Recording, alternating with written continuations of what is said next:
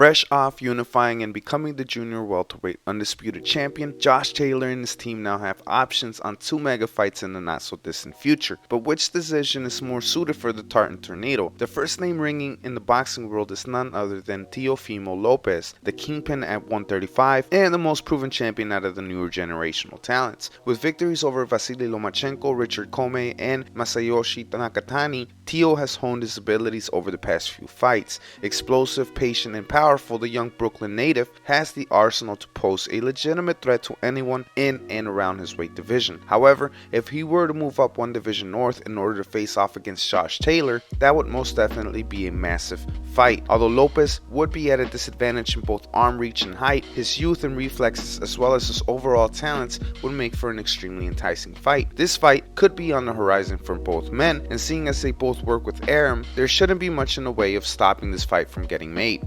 On the other hand, there's a fight for Josh Taylor that will require him to be the one moving up a division north, and that's a clash with the WBO welterweight world champion and highly touted top 5 pound for pound fighter and former undisputed junior welterweight champion himself, Terence Bud Crawford. Although Josh is taller by 2 inches, he is at a deficit in arm reach, where Crawford beats him by a whopping 4.5 inches.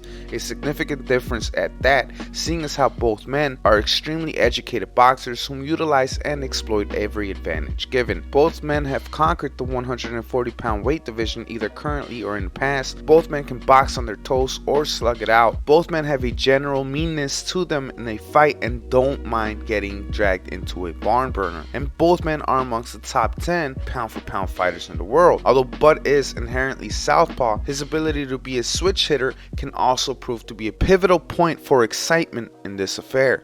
Bud can be hurt, and Taylor has the talent and skill to potentially clip him and vice versa. It would definitely make for a great fight and potentially a huge event, depending on where it is staged at, but I'm not sure if Bob Arum would push for it to be a pay-per-view fight because of his lack of faith in Crawford to push pay-per-view buys. Arum has staged Crawford on his own pay-per-views in the past, and he has failed time and time again to impress, so this fight could potentially go across the pond, which is fine, and it would definitely be interesting to see Crawford navigate on foreign land once more in his career and potentially a hostile environment, so that would definitely make for an interesting watch. Either way, both fights are amazing, and I'm hoping at least one of them gets made, if not both, within the next year or two. I hope Top Rank is able to deliver on either of these high quality fights. Which fight would you prefer and why? Let me know. Does Taylor win both fights, or does he lose one and win the other, or potentially lose both in your opinion?